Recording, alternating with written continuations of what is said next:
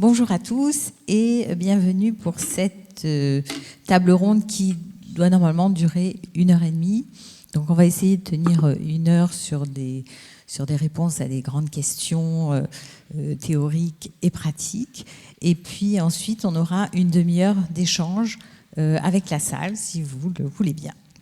Voilà, alors je redonne la problématique de notre débat, comment redonner du sens au travail dans le monde de l'éducation. Je vais d'abord vous présenter nos invités. Alors, je commence par Maricel Rodriguez Blanco, qui est maîtresse de conférences en sociologie à l'Institut catholique de Paris, directrice de la licence sciences sociales à Rouen, docteur en sociologie de l'École des hautes études en sciences sociales et politiste de formation. Voilà, spécialisée en sociologie du travail et des organisations. Je vais présenter ensuite Camille Rollins, qui est maître de conférences, habilitée à diriger les recherches en philosophie de l'éducation à l'Institut national supérieur du professorat et de l'éducation, INSPE, Université Claude Bernard Lyon 1. Et puis Catherine Navbekti, que vous connaissez tous, et qui est secrétaire générale de la Fédération Éducation, Formation, Recherche Publique. Alors, je vais faire une courte introduction pour justifier cette table ronde que nous avons souhaitée. En fait, une table ronde qui ne porte pas sur les élèves ou sur le système éducatif, même si la question est sous-jacente et constitue le cadre. Nous avons voulu aborder, comme c'est le thème de notre congrès, la question du travail des enseignants, des chercheurs, des formateurs et plus largement des équipes éducatives. Parce que nous tous, nous sommes des travailleurs et nous sommes à ce titre confrontés à la question du travail, de toutes les dimensions du travail, les dimensions de nos métiers. Et dans une actualité où l'éducation est malmenée, maltraitée depuis des années, on va essayer de mettre des mots sur l'aspiration à la qualité du travail, sur ce qui fait sens pour le travailleur dans son métier, sur les valeurs qu'on porte à l'intérieur de son métier de professeur ou de formateur, sur la définition finalement de ce que peut être un travail bien fait, un travail enrichissant, un travail émancipateur. Et donc ça, c'est le cadre, donc vraiment les métiers de l'éducation. Nous allons essayer dans un premier temps de faire un état des lieux à l'aide de mes collègues, d'analyser ce qui rend le travail difficile, parce que c'est la situation dans laquelle nous sommes, difficile au point même qu'on a du mal à trouver des professeurs, difficile au point qu'on peut se demander si le métier d'enseignant n'a pas rejoint la définition de ce que l'anthropologue David Graeber appelle les bullshit jobs, c'est-à-dire les métiers à la con. Et donc, est-ce que nos métiers sont devenus, dans cette société, des métiers à la con ? Un métier où on peut ressentir de la frustration, voire même une certaine forme d'aliénation, un métier qui est vidé de son sens. Alors, je vais peut-être un peu loin, je pousse le bouchon, mais je vais demander à mes collègues autour de moi ce qu'ils en pensent. Donc, répondre à cette question.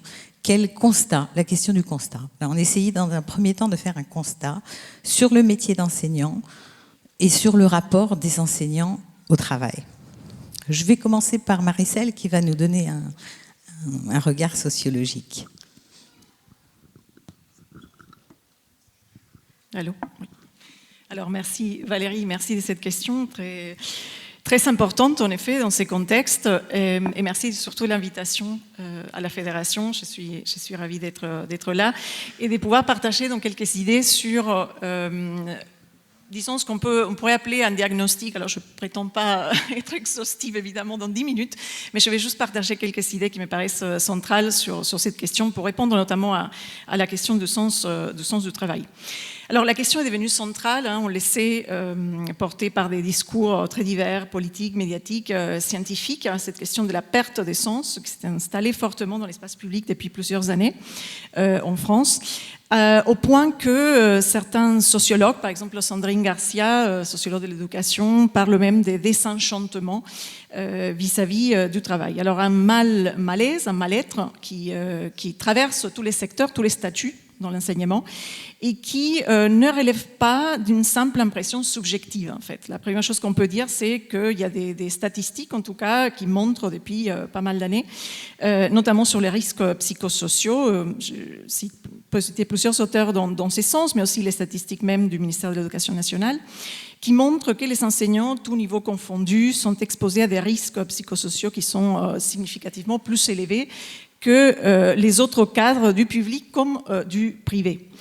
Disons que l'enseignement, je parle donc en connaissance des causes de l'enseignement du supérieur, qui est mon métier, c'est enseignant-chercheur, c'est devenu un métier à risque.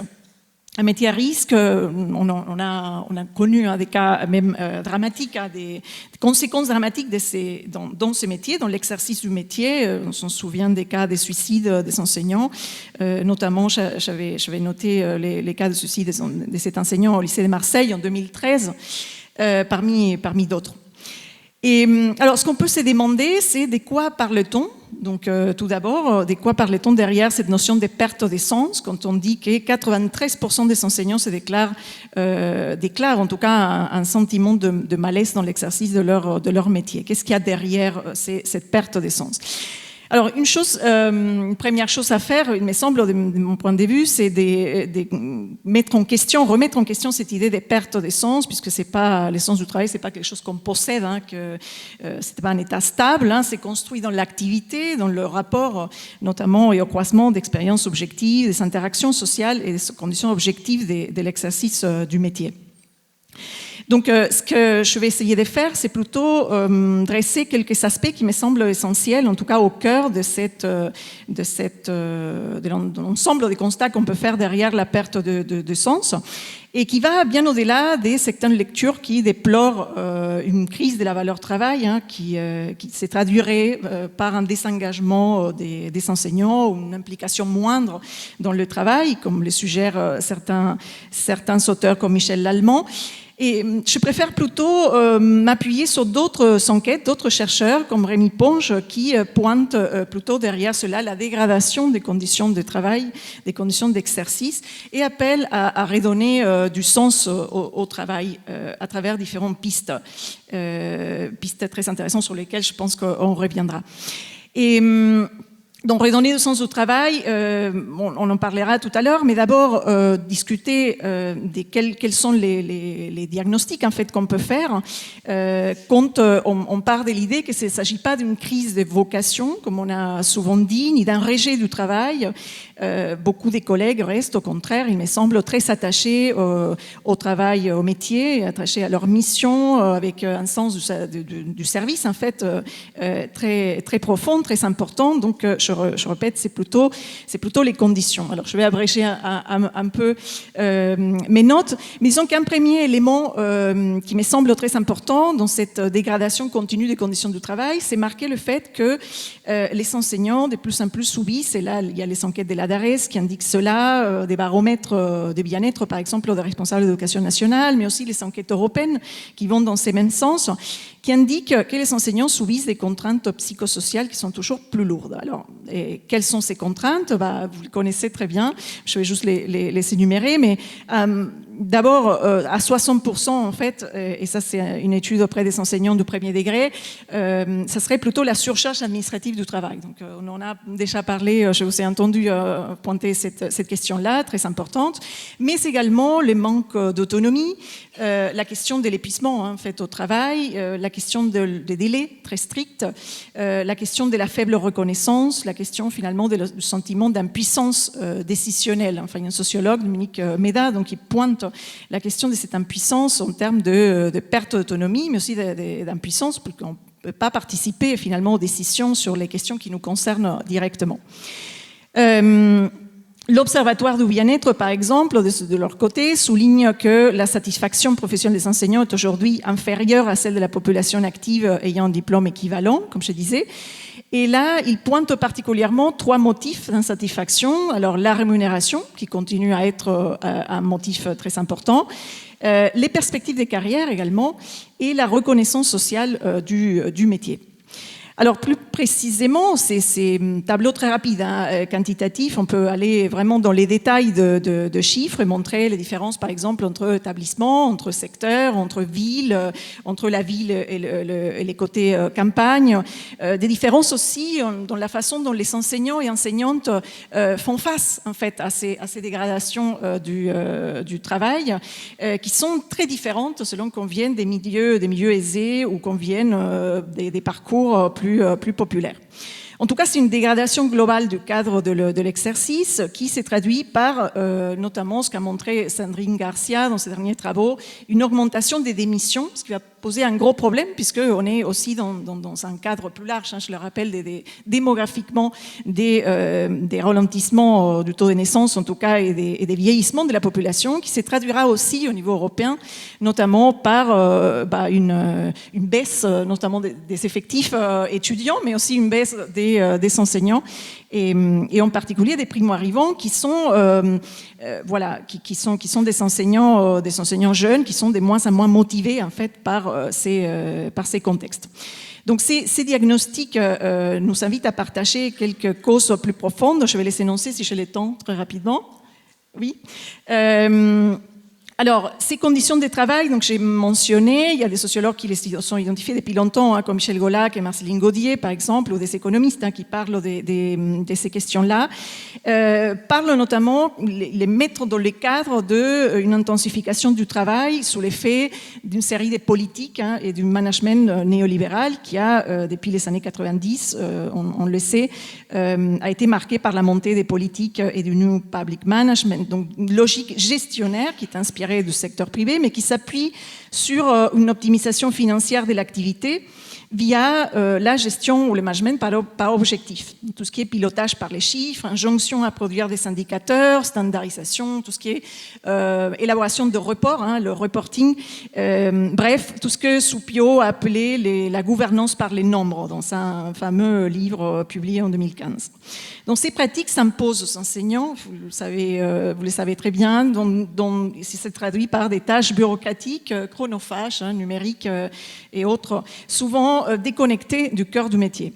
Ça alimente un sentiment, c'est un sentiment de perte de sens, d'absurdité en fait du métier quand on nous empêche justement de nous dédier à la tâche qu'on estime être la tâche la plus importante, à savoir la relation avec les étudiants ou avec les élèves ou avec les apprentis dans les milieux de la formation que j'ai connu lors d'un bref passage par le milieu du travail social. Donc l'utilité du travail en fait semble remise en cause. C'est un métier, deuxièmement, qui est devenu plus complexe en termes de charge de travail qui s'est alourdie, une intensification du rythme. Alors, la recherche montre que ceci va de pair avec un manque de reconnaissance et des soutiens institutionnels parfois. Et ça, c'est surtout les jeunes, les enseignants les plus jeunes, les enseignantes plus jeunes qui déplorent ces manques de soutien institutionnel, en tout cas à la hauteur des attentes. Il y a plusieurs exemples auxquels j'ai pensé. La question de l'inclusion, notamment la question il faut intégrer tous les élèves, y compris ceux avec des besoins particuliers, alors que souvent on n'a pas les moyens de les intégrer. Et ça, c'est aussi valide pour le primaire, pour les secondaires, mais aussi pour les supérieurs, et souvent sans formation ou sans aide adaptée. Il faut aussi gérer des conflits, coopérer, innover pédagogiquement. On nous demande de plus en plus d'innover pédagogiquement, donc de faire ce qu'on sait faire depuis très longtemps. Gérer des conflits, etc. Souvent faire du cas par cas sans moyens supplémentaires. Donc ça produit un manque de reconnaissance sociale, mais aussi monétaire, symbolique, les tâches invisibles dont on parlait tout à l'heure. Je pense que voilà. je dépassais mon temps. Et je ne veux pas dépasser mon temps, mais je laisse le Merci reste des choses pour la discussion. Merci. Voilà, merci pour toutes ces pistes, effectivement des choses qui nous parlent. Peut-être je vais demander à Camille maintenant de voir quelles sont les pistes qu'il privilégie pour faire ce constat. Une crise vocationnelle ? Merci beaucoup. Alors, enchanté d'avoir l'occasion de parler devant vous. Alors, il y a des choses que je ne vais pas répéter parce qu'il me semble que le discours de ma collègue illustre bien, c'est une blague, mais le fait que les philosophes et les sociologues sont souvent séparés par des mêmes questions et réunis par des méthodes différentes. Donc ça illustre bien ça. Donc pour situer un peu, moi ce que je fais, c'est ce qu'on appelle de la philosophie politique de l'éducation. En 2 mots, c'est partir du principe que l'éducation est un endroit où on voit bien les grandes questions sociales, les problèmes sociaux, ils se posent, on détecte bien les signes avant-coureurs.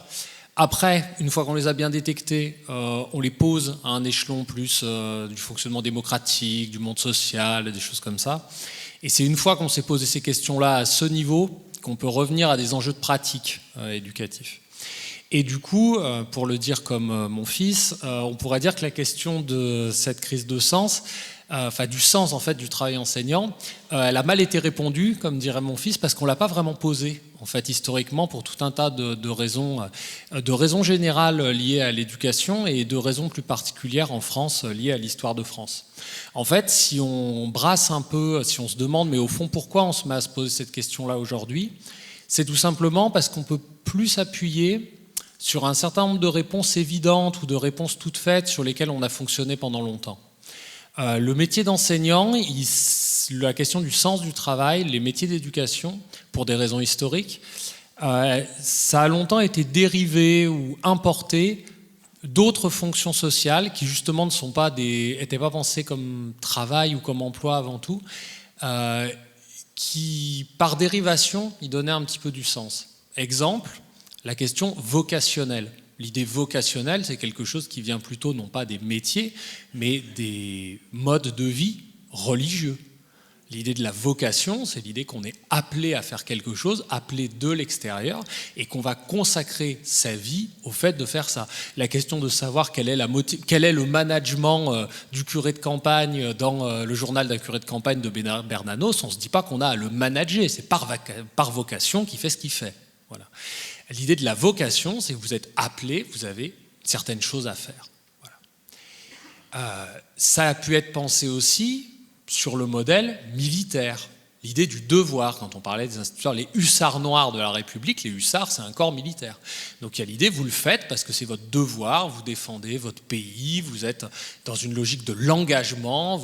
Donc d'une certaine manière, la question de la discussion de vos conventions collectives, de vos droits du travail, de vos modes de management, ce n'est pas la question.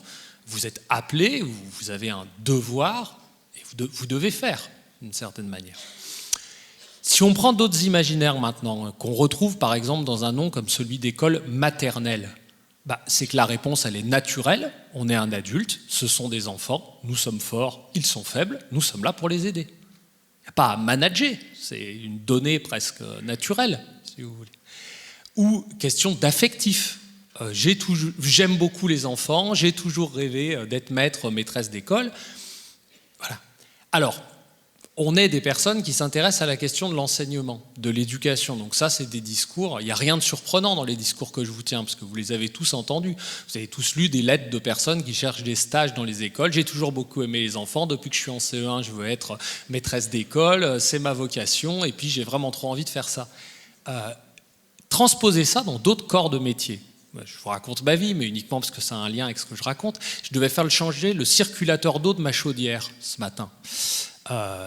Est-ce que, pour essayer de resquiller à l'addition finale qui a été un peu salée, ça m'est venu en tête de demander à mon plombier, est-ce que c'est votre vocation de changer des circulateurs? Est-ce que vous sentez un devoir particulier envers cette pauvre chaudière innocente et malade? Est-ce que quand vous étiez petit, vous rêviez de descendre dans ma cave qui fait 1,18 m de haut pour faire un travail pénible en vous cassant le dos? Ça ne m'est pas venu à l'idée un seul instant.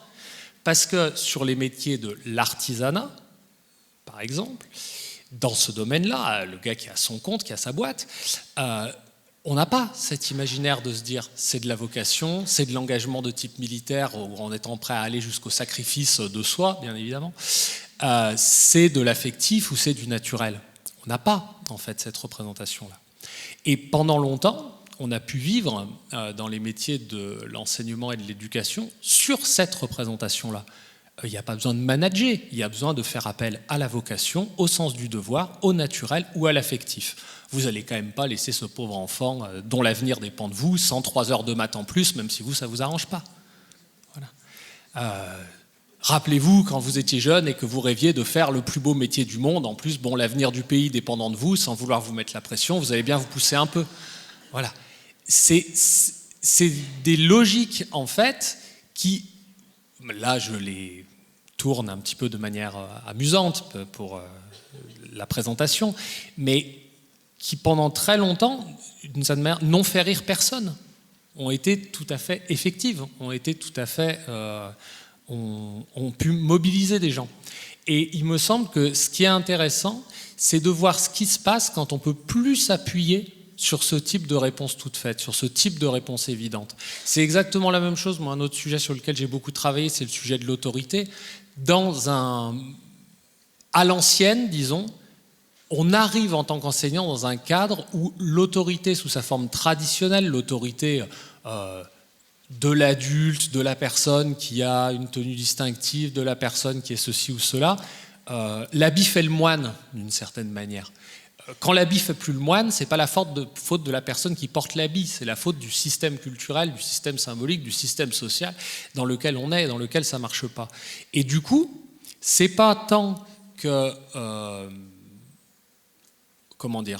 qu'on doit apporter de nouvelles réponses à cette question du sens du travail enseignant, c'est qu'on doit pour une fois se mettre à se poser vraiment la question pour elle-même, parce que ça marche plus tout seul. On ne peut pas juste polémiser à partir d'autres. On va prendre un peu de vocation religieuse, un peu d'engagement militaire, un peu de sens naturel, un peu de sens affectif. Avec ça, on va bien bricoler quelque chose. On est obligé de percevoir ça comme un métier. Oui, donc c'est tout bête, mais faut quelque chose qui fait courir les gens. Ça peut être une motivation matérielle, c'est la première qu'on imagine, ça peut être une motivation symbolique, ça peut être parce qu'on va pouvoir être dans un cadre de travail agréable, ça va pouvoir avoir du sens, on va pouvoir travailler avec des collègues sympathiques, mais la réponse ne peut pas être simplement l'absence de réponse parce qu'a priori ça devrait être évident. Et si ça ne l'est pas pour vous, on vous culpabilise. Le problème vient de vous, c'est que vous ne voyez pas assez le sens de votre mission, de votre devoir, enfin quoi que ce soit.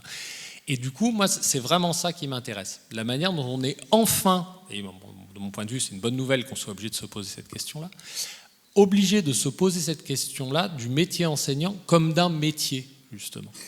Donc, comme quelque chose où le travailleur doit avoir une raison ou une autre de faire le travail qu'il fait et de le faire bien. Et où c'est pas le signe que ce soit une personne ni égoïste, ni manquant de conscience professionnelle, ni un peu outrecuidante, ni pas très polie. C'est juste normal. Et on va devoir apprendre à le trouver normal dans ce métier-là, comme dans d'autres métiers pour lesquels on le trouve déjà normal. Merci Camille pour cette façon de poser le débat qui est très intéressante. Catherine, je me tourne vers toi et vers aussi ton expérience syndicale. Quel est le constat que tu fais sur la perte de sens du travail enseignant ? Là aussi, il va y avoir des points de convergence avec la présentation de Marie-Celle et de Camille.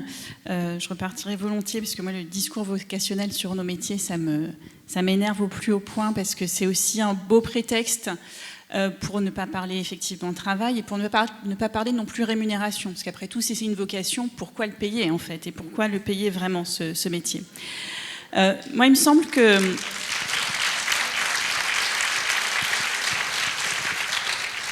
Au regard de ce qu'on observe dans les échanges avec nos collègues, et puis du type de sollicitations qu'on reçoit dans les permanences syndicales, quand on se déplace en heure d'information syndicale, je regarde un peu aussi Elisabeth Ritzenthaler là-bas dans le coin, parce qu'on a beaucoup travaillé à la Fédération sur des heures d'info syndicales aussi, où on parle avec les collègues et on propose aux collègues de dire ce qu'ils aiment dans leur métier, ce à quoi ils tiennent. ce qu'ils ne supportent plus dans leur métier et quelle voie ils imaginent pour transformer, garder ce qu'on veut garder et ne plus faire ce qu'on ne veut plus faire ou ce qui fait perdre du sens. Il nous semble que dans les éléments marquants, il y a une transformation en fait importante du métier, des métiers de l'enseignement et de l'éducation, et des transformations qui n'ont pas été pensées, qui n'ont pas été accompagnées par des politiques publiques, qu'elles soient de l'ordre des politiques éducatives ou des politiques de ressources humaines, en conséquence. Il y a notamment, effectivement, tu l'as évoqué Marie-Celle, la question de l'intensification du travail, que nous on relie effectivement très, très directement à la politique d'inclusion. La loi de 2005 est une loi extrêmement importante. À la CFDT, on est attaché à l'inclusion. La difficulté, c'est qu'en fait, on a transféré au service public d'éducation quelque chose qu'autrefois, on laissait aux familles. On laissait aux établissements médico-sociaux quand il y avait de la place. S'il n'y avait pas de place, la famille, surtout les femmes, sans se soucier de ce que ça faisait à la vie de ces femmes et à la vie de ces familles, et surtout sans se soucier de ce que devenaient les enfants ensuite en termes professionnels. Donc, c'est une politique très importante, sauf qu'on n'a jamais pris la mesure de la création d'une nouvelle mission de service public, et on n'en a pas pris la mesure ni en termes de financement, ni en termes de réorganisation de l'école. Et réorganiser l'école, ça n'est pas uniquement pour l'inclusion, recruter des accompagnants, accompagnantes d'élèves en situation de handicap. Ça supposerait aussi, c'est pour ça que je l'évoquais tout à l'heure dans l'intervention, de penser autrement les programmes d'enseignement. En fait, nous, on estime dans notre fédération que les programmes d'enseignement, ce sont des outils de travail défaillants aujourd'hui qui génèrent du travail empêché. D'un côté, on nous demande d'inclure et d'accompagner les élèves, tous les élèves. De l'autre, en ayant des programmes de plus en plus chargés, eh bien, chacune dans sa classe est pris en étau. Est-ce que j'accompagne tous les élèves ou est-ce que je finis le programme ? Tous les collègues sont confrontés au fait que, en fait, c'est pas compatible. L'autre élément, d'autres éléments qui ont été marquants dans cette intensification du travail, c'est la transformation des heures supplémentaires en heures postes. On oublie un peu vite aujourd'hui que pendant le quinquennat de Nicolas Sarkozy, on avait un nombre d'élèves qui augmentait et on a supprimé des postes. Alors en fait, comme on supprimait ni des élèves ni des heures d'enseignement, qu'est-ce qu'on a fait ? On a transformé des heures postes, on a retiré des gens des établissements scolaires et on a demandé à ceux qui restaient de faire les heures qui étaient autrefois faites par d'autres collègues.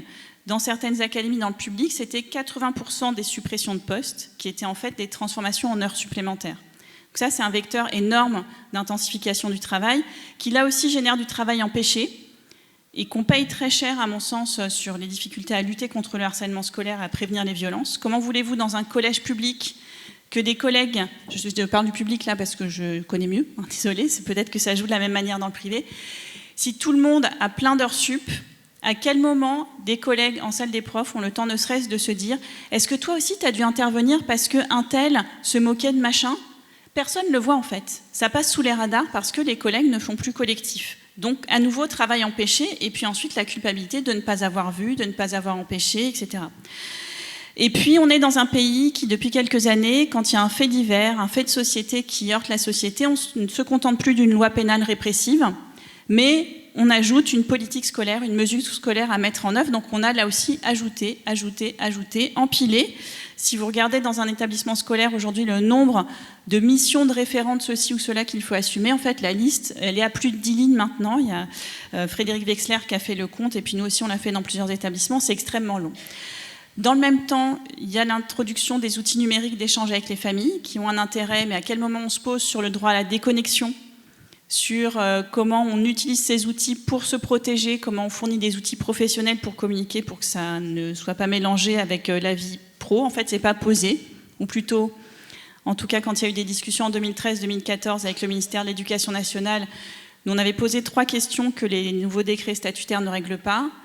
Si vraiment on croit que le métier enseignant, c'est et le face-à-face pédagogique et des heures pour préparer, corriger, rencontrer les parents, etc., eh bien dans ces cas-là, il faut limiter le nombre d'heures supplémentaires. Sinon, ça veut dire qu'on ne croit pas au deuxième bloc des missions liées à la mission d'enseignement.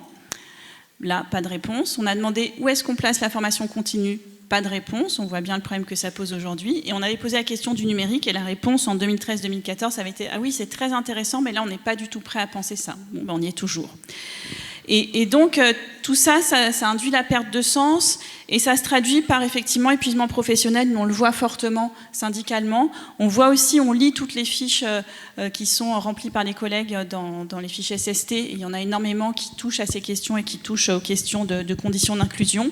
Et puis, on l'a documenté là aussi à la CFDT, mais il y a eu un décrochage du pouvoir d'achat relatif des enseignants et des professions scientifiques publiques dans notre pays par rapport à d'autres pays et par rapport à d'autres fonctionnaires de même niveau. Donc si vous mettez des conditions d'exercice qui se dégradent, qui s'intensifient objectivement, une reconnaissance pécuniaire qui ne suit pas, des discours à l'emporte-pièce sur le travail enseignant, et le même Nicolas Sarkozy ne s'est pas gêné il y a quelques mois encore, ça fait quand même beaucoup.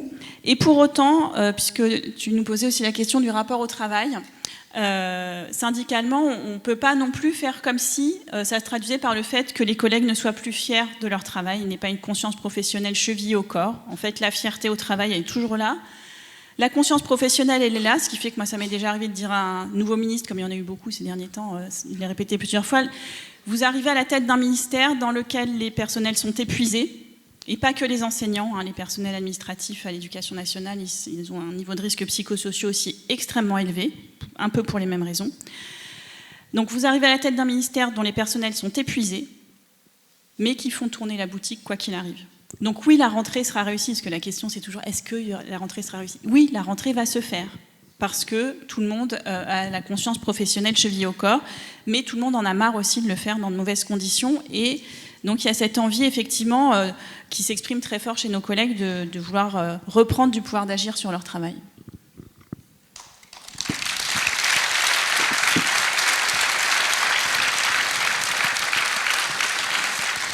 Merci Catherine. Alors vous l'avez déjà quand même un peu évoqué dans vos premières interventions, mais on va essayer de se projeter un petit peu sur ce qui pourrait être un travail désirable, sur ce qui va pouvoir redonner du sens au travail, sur finalement ce que peut être le travail que nous voulons en phase avec le grand projet CFDT du même nom.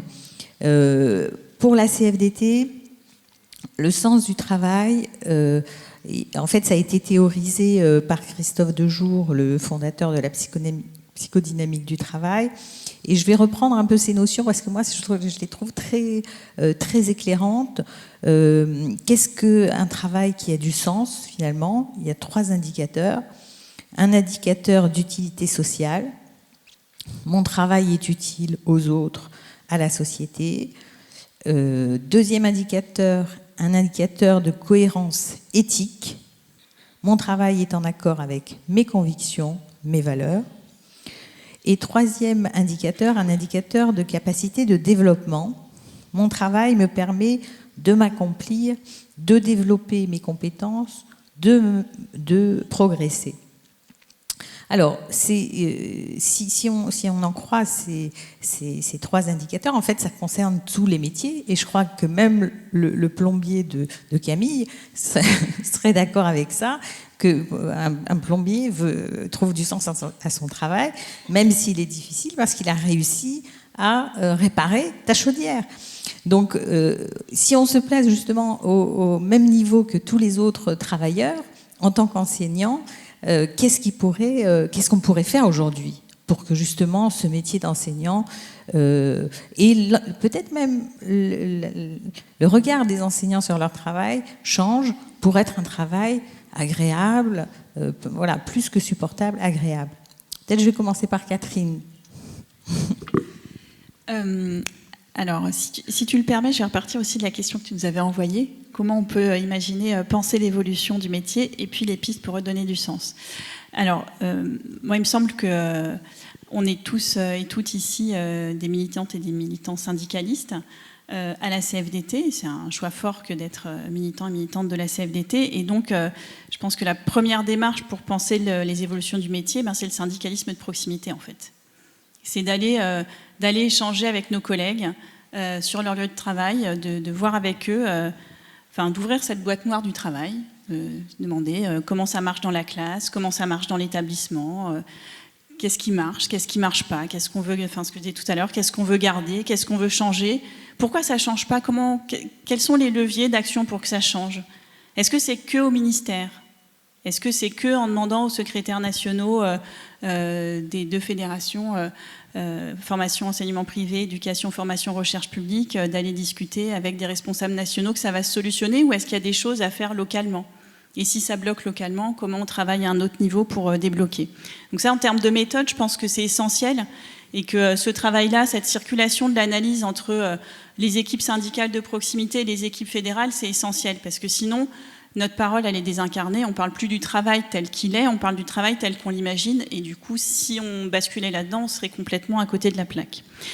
Et après, il y a des choses que nous, on propose en ce moment, parce que peut-être qu'un jour, ça fait 3 ans qu'on en parle, il y aura des négociations en vue d'un accord sur la qualité de vie et les conditions de travail. Donc, on a essayé de préparer évidemment les éléments pour cette négociation qui arrivera peut-être. Il y a beaucoup de ministres qui ont dit qu'ils étaient favorables. Il y a un directeur général des ressources humaines qui est très favorable, mais il doit changer de poste le 19 mai et on n'a toujours pas pu commencer parce que chaque changement de gouvernement, ça repart. Donc voilà. Mais du coup, je lui ai remis le fascicule, le travail que nous voulons, parce que ça lui servira aussi dans ses futures fonctions vu qu'il va à la fonction publique. Donc nous, on pense dans notre fédération, mais comme c'est partagé dans la CFDT, je sais que c'est le cas aussi chez vous, et puis c'est des choses qu'on a là aussi portées ensemble auprès d'Elisabeth Borne, par exemple, mais la question du dialogue professionnel et de son inscription dans le temps de travail, c'est-à-dire de permettre aux collègues d'avoir des espaces collectifs pour penser leur travail, parfois pour s'engueuler sur le travail, parce que la dispute professionnelle, c'est aussi un bon moyen si c'est cadré, parce que s'engueuler sans cadre, ça n'a pas de sens, et puis ça peut donner lieu à des dérives qu'on dénonce aussi, mais en tout cas d'avoir des espaces où on peut se dire, là, il y a un problème, et on n'a peut-être pas tous la même vision de comment le résoudre. Pourtant, on est dans le même établissement, la même école, et un même élève, il va passer d'un prof à l'autre. Comment on trouve une solution pour régler ce problème, permettre aux élèves d'avancer, nous permettre de travailler dans de bonnes conditions, comment on s'en sort, et d'avoir du temps pour penser ça, c'est important. Nous, ça nous semble aussi être le lieu qui permettrait enfin d'avoir de la supervision. Beaucoup de collègues décrivent que parfois il se passe des choses difficiles en classe, soit parce qu'il y a eu un conflit avec un élève, soit parce que, à l'occasion de l'échange avec les élèves, on peut découvrir des situations personnelles d'élèves qui sont très très dures. Et de fait, on a certains traits de notre métier qui sont comme des métiers du care. Sauf qu'à l'inverse d'un certain nombre de métiers du care, il n'y a jamais de supervision. Moi, il n'y a pas longtemps, j'ai travaillé avec des militantes psychologues de l'éducation nationale qui disent on serait dans un autre cadre, on aurait de la supervision payée par l'employeur sur le temps de travail. Là, moi, je me paye ma supervision en dehors du temps de travail parce que sinon, en fait, je ne tiens pas, je craque. Pareil pour des collègues assistantes sociales qui disent, compte tenu de ce que j'entends chaque jour dans mon bureau, si j'ai pas ça, c'est pas possible, quoi. Voilà, ça, ce serait aussi des éléments importants.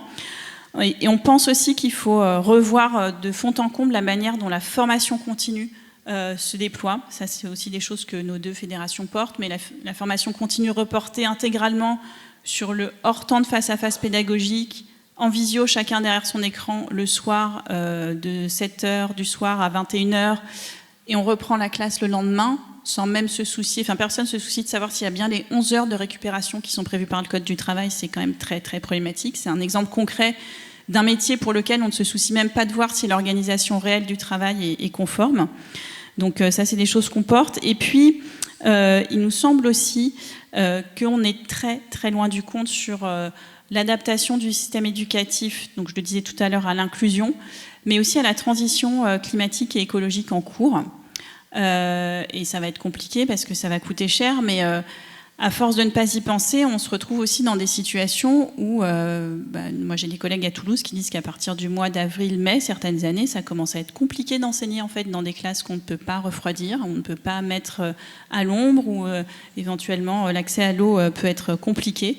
Et à l'inverse, on est toujours désemparé quand il y a des inondations, etc. Les services de l'État sont pas forcément, et des collectivités locales sont pas forcément bien organisés pour anticiper ces situations, même quand la météo les annonce quand même plusieurs jours à l'avance. Ça coûte pas forcément énormément d'argent, et pourtant ça changerait Le travail, ça permettrait à des collègues de se retrouver dans des situations où on ne sait plus si est-ce qu'il faut que j'aille au travail, est-ce que je ne dois pas y aller, est-ce que les consignes sur les circulations s'appliquent à moi, mais qui a prévenu les familles, les élèves qu'il ne fallait pas emmener les élèves à l'école. Enfin, toutes ces questions-là, c'est des questions qu'on est amené à accompagner syndicalement.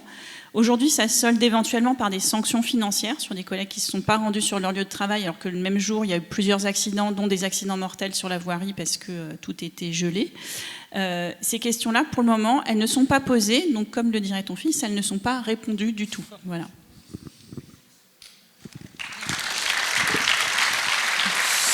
Merci Catherine. Maricel, une question. Qu'est-ce qu'on peut faire aujourd'hui ? Vaste question. Je pense un peu dans la suite de ce que Catherine vient de dire. Un élément qui me paraît central, c'est le fait de recréer le plus possible des espaces de discussion, de réflexion sur les pratiques. Alors, je travaillais dans une école de travail social pendant 2 ans et demi.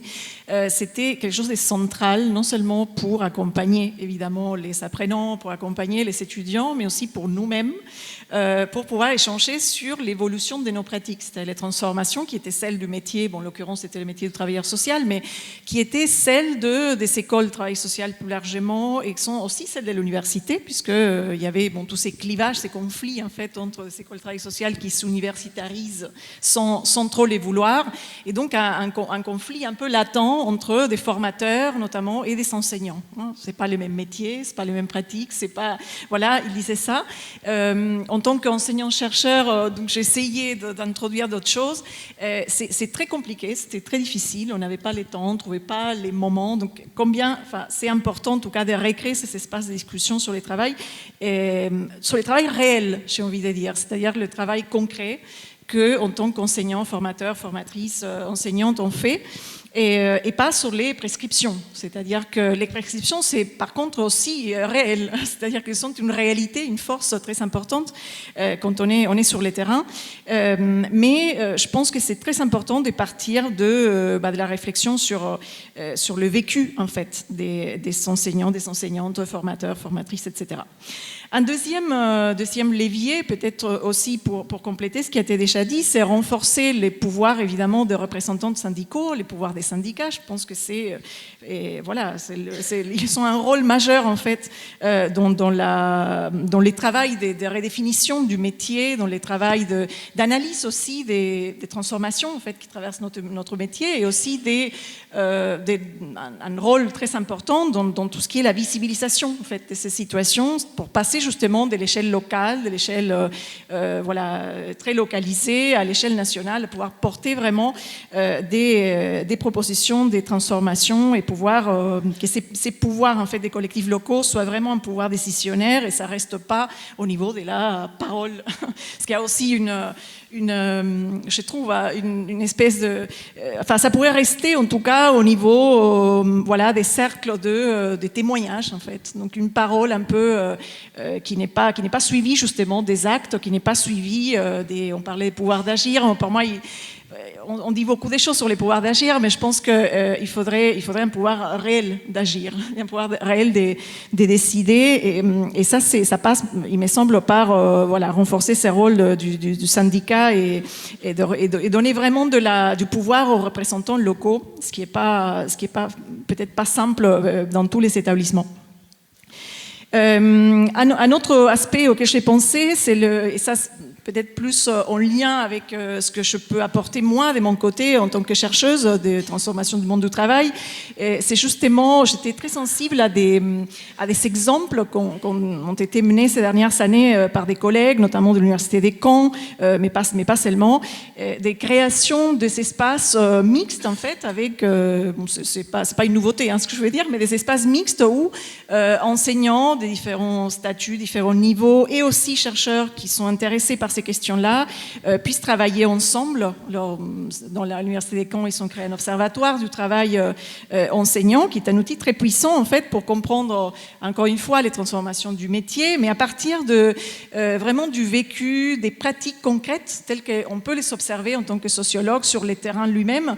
C'est à partir de ces pratiques concrètes, et pas seulement en lisant des textes, des pages et des pages de travail prescrits, qu'on va pouvoir justement avoir des leviers de transformations. Alors, ces types d'initiatives, des observatoires, je trouve qu'il faudrait qu'ils soient participatifs. Participatif à plusieurs titres, c'est-à-dire qui implique vraiment des enseignants de toutes les étapes. Rien qu'une petite discussion à l'heure de déjeuner avec des personnes avec des expériences enseignantes diverses et variées, c'est très riche, ça permet de croiser très vite, de comparer, et ça permet de trouver des points communs, en fait, des éléments en commun. Ça, c'est particulièrement, moi en tout cas, ça m'a frappé de trouver des éléments en commun entre mon expérience de formatrice, mon expérience d'enseignante, chercheuse, et qui sont peut-être communes avec des expériences des enseignants du primaire ou du secondaire, même s'ils ne sont pas du tout concrètement le même cadre, les mêmes règles. Et dernier point, peut-être, valoriser les initiatives collectives qui existent déjà, menées dans certaines écoles ou dans certaines universités, en fait, qui existent déjà, des initiatives pédagogiques collectives. Alors, pour exemple, il y a des travaux, des articles publiés là récemment dans des revues de sociologie du travail, faits par des vacataires, hein, donc qui sont particulièrement affectés par les transformations du métier parce qu'ils sont dans une situation précaire. Il se trouve que certaines ont décidé de contourner ou de détourner un petit peu leur situation justement de précarité pour transformer un cours des méthodes. L'idée, c'était de travailler sur la méthode de recherche pour faire un travail avec les étudiants et travailler donc à la recherche par la recherche. Et ce type d'initiative est très intéressant parce que ça permet par exemple d'intégrer, engager les étudiants sur des transformations de nos métiers. Donc les faire travailler, qu'ils s'apprennent le métier, qu'ils s'apprennent par exemple la recherche, en travaillant sur des transformations qui sont des transformations bien concrètes qui nous traversent. Donc ça, c'est une sorte de façon de faire les travail autrement et des manières solidaires, des manières inclusives et faciliter notamment les initiatives je pense notamment à des enseignants jeunes qui se forment à l'enseignement dans les supérieurs. Et pour finir, toute démarche de recherche-action, ça c'est assez... je pense que c'est une piste, encore une fois, très intéressante de croiser en fait, la recherche avec des projets d'action concrètement qui puissent porter après ses fruits pour modifier l'organisation du travail, modifier un certain nombre des choses bien concrètes sur les temps de travail, sur le rapport, les relations entre les collègues qui produisent beaucoup ou les rapports à la hiérarchie. On parle de rapport au métier, mais ça passe aussi par des rapports aux hiérarchies qui sont parfois conflictuels, le rapport aux élèves, aux familles, etc., dont il a été question aussi ce matin. Ça me paraît des questions qui peuvent être travaillées au sein de ce type de démarches de recherche-action. Merci. Merci, Ansel. Et donc, effectivement, beaucoup de réponse sur le dialogue, le collectif en fait, c'est un peu le collectif qui peut donner du sens. Camille, quelle piste on peut avoir au niveau de l'imaginaire? Alors c'est des questions qui sont toujours redoutables parce que pour y répondre, on est obligé d'articuler des choses qui sont très très macro au niveau des lois, des politiques éducatives, des choses qui sont lourdes et compliquées à faire changer, et des choses qui sont vraiment de l'ordre du travail quotidien et même du ressenti de chacun, chacune en tant qu'individu, citoyen, citoyenne. Mais du coup, même si la question est redoutable, je trouve le cadre syndical est intéressant pour en parler parce que par définition, c'est un cadre où on est obligé de penser les deux. Le modèle d'une société raisonnablement juste et, comme ça a été dit, le syndicalisme de proximité, c'était vraiment ce qui est. Alors si je commence un peu par le niveau un peu plus macro, il me semble qu'il y a, il y a un certain nombre de choses à assumer, soit dans des illusions dont il faut se guérir, soit dans des pages qu'il faut accepter de tourner. De manière un peu historique, encore une fois, pour des raisons de construction historique qui s'expliquent si on veut prendre le temps de le faire. La conception du service public en France, historiquement, Elle est assez particulière, c'est-à-dire c'est le service de l'État par l'action normative sur des publics. Je vous donne un schéma, vous avez l'État, c'est la main, vous avez le service public, c'est une manivelle qu'on tourne, vous avez des rouages, c'est les personnes qui travaillent, et puis ça doit produire une unité sociale conforme au bout. Voilà, ça sort, c'est un beau cube, c'est bien carré, ça fonctionne bien, ça prend sa place dans la société, ça tourne. Voilà. Historiquement, la conception, c'est celle-là, pour tout un tas de raisons, liées à la centralisation, liées à l'histoire. Bon, sujet sur lequel on peut être très long, j'y reviendrai à la discussion si vous voulez, mais historiquement, la conception, c'est celle-là. Le modèle inclusif, le modèle sur lequel s'appuie l'idée d'un syndicalisme de proximité, un modèle, ce qu'on appelle en fait un modèle démocratique aujourd'hui, c'est exactement le contraire. C'est-à-dire le service public, c'est le service des individus qui composent les publics. Tel enfant a besoin éducatif particulier, tel jour, telle heure, dans telle école. Et le cadre plus macro, il doit servir à faire de la redistribution, de la mise à disposition de moyens, mais il n'a un sens, il n'est légitime, il justifie de détourner une partie de la richesse nationale pour le financer en particulier, que s'il rend service au public. Exemple de l'enseignement supérieur, si on est dans la conception à l'ancienne, les étudiants sont, en fait au final, en tant qu'enseignant-chercheur, on est au service du savoir qui a une valeur en soi. Les étudiants, les étudiantes sont une variable d'ajustement. Voilà, vision ancienne. À l'inverse, nous sommes, conception plus moderne, plus démocratique, nous sommes au service des étudiants et c'est parce que nous rendons un service à la société qui est de nous occuper des étudiants qu'on est légitime à par ailleurs faire quelques autres trucs dans notre boulot. Si on accepte de penser les choses comme ça, on est nécessairement amené à se dire que ce qui compte au final, ce n'est pas tellement le degré de contrôle ou de conformité sociale qu'on obtient à la fin, c'est le fait que chaque professionnel, en tant que professionnel autonome, qui doit être reconnu pour ça, puisse être mis dans les conditions pour rendre au mieux le service au public auquel il a affaire dans sa spécificité, dans la proximité, dans le détail de la situation face à laquelle on est. Et que ce qui compte au final, c'est que ce service soit rendu au plus juste et pas, ça a été dit, au plus proche du cadre administratif ou de quoi que ce soit. Si on pense les choses comme ça, on est obligé de se dire qu'un certain nombre de choses ne marchent pas, non pas parce que les gens qui les conçoivent ne sont pas bons, ou parce qu'ils ne sont pas du bon bord politique, ou parce que les gens n'ont pas assez de conscience professionnelle, ou parce que le hiérarque ou le N+1 ou le N-1 ne fonctionne pas bien, mais parce que ça ne peut pas marcher. Je vous prends un autre exemple. Si j'étais arrivé avec un lot de chaussures à ma pointure pour tout le monde en disant vous allez tous les porter, toutes et tous, pendant toute la conférence, vous vous seriez senti très mal à l'aise, non pas parce que je suis un mauvais cordonnier, que j'ai été mal orienté à 4 ans en fonction de mon lassage de chaussures, pour reprendre la scénette de tout à l'heure, mais parce que ça ne peut pas marcher. D'accord ? Voilà. De la même façon, l'idée d'un programme qui contraint, qui crée effectivement du travail empêché, ou l'idée que sur les conditions environnementales ou les conditions de sécurité qui font qu'on peut bien accueillir ou ne pas accueillir à l'école, ça peut être les mêmes au Chambon-sur-Lignon, en Haute-Loire, où j'ai commencé ma carrière, et à Saint-Laurent-du-Maroni, en Guyane, où mon binôme, quand j'étais en formation pour être professeur des écoles, a eu son premier poste.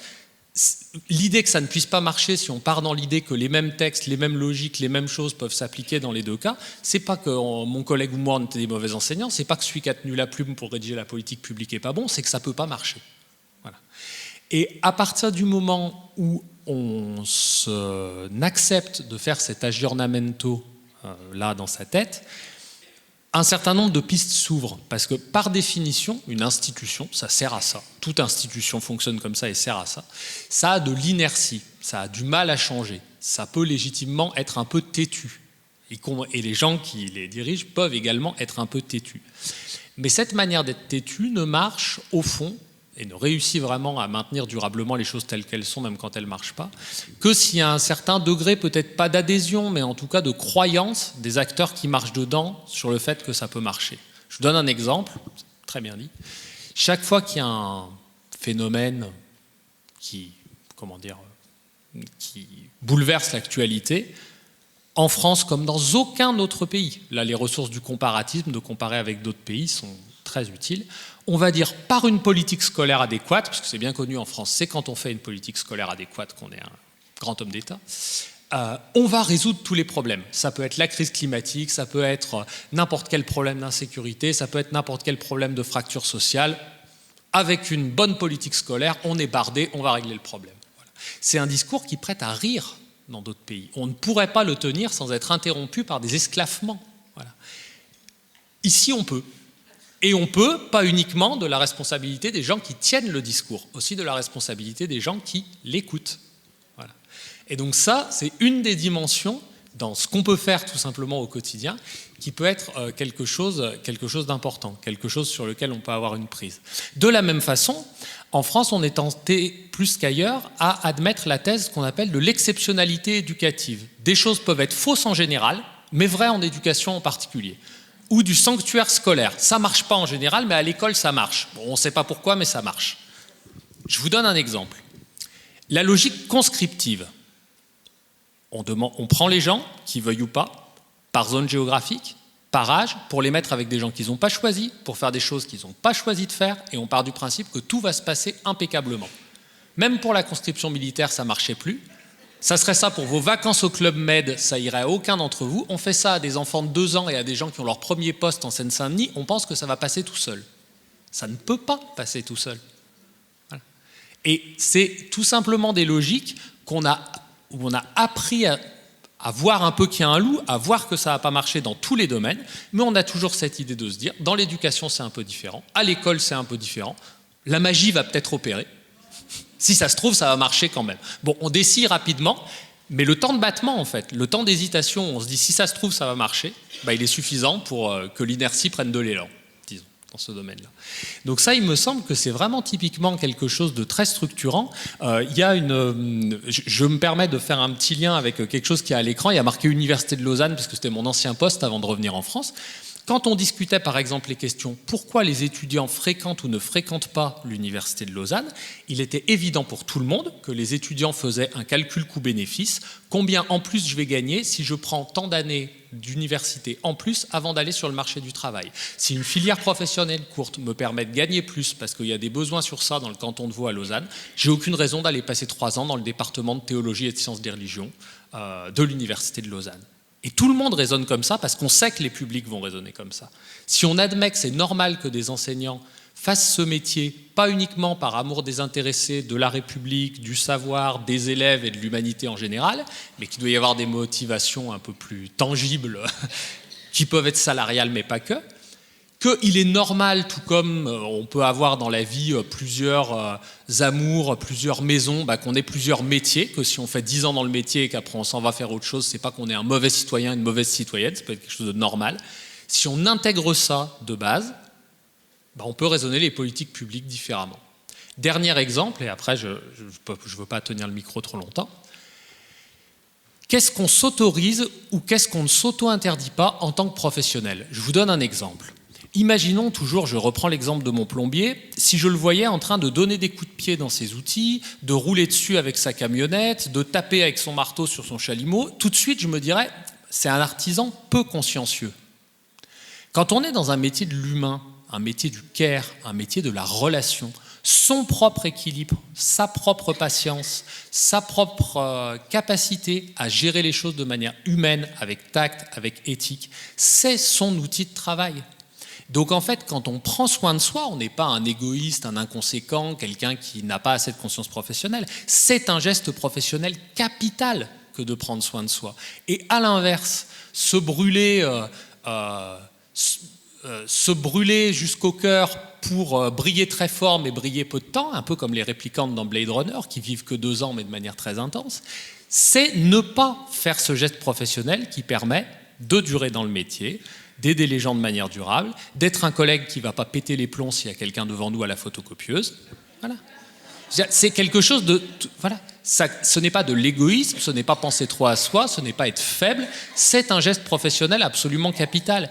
Et donc, quand on regarde les choses comme ça, quand on le fait, on ne se dit pas « oula, là, je suis une feignasse un peu ». On se dit « non, je prends soin de mes outils ». Parce qu'en fait, je ne peux pas vendre de l'équilibre humain si je n'ai pas un échantillon sur moi, en fait, en étant dans un métier de l'humain. Voilà. Et donc, ce type de changement-là, il y a un côté macro où ça serait vous en vendre un peu trop, de vous dire que ça peut changer demain matin, je ne pense pas. Mais il y a un côté micro qui n'est pas négligeable non plus. Voilà. Merci beaucoup. Merci Camille. Ouais, il y a une chose qui m'a interpellée, c'est que tu dis que voilà, tes chaussures ne pourraient pas aller à tout le monde. Est-ce que ça veut dire que l'école ne peut pas être la même partout? Est-ce qu'il faut décentraliser? Est-ce qu'il faut autonomiser? Est-ce que ça va jusque-là? En fait, la question, c'est de savoir ce qu'on demande à l'école. En fait, il y a un hiatus qui est qu'on a une représentation de l'école, c'est l'endroit où on va aller apprendre des choses, comme disait ma grand-mère, pour repartir moins bête qu'on s'est levé. Mais en fait, historiquement, si on parle en termes de politique publique, l'école en France, c'est pas avant tout à ça qu'elle a servi. C'est-à-dire, l'école, ça devait servir à ancrer la République, parce que, par définition, c'était la Troisième République, donc on avait raté 2 fois avant, donc il fallait ancrer ça un peu plus profondément. Il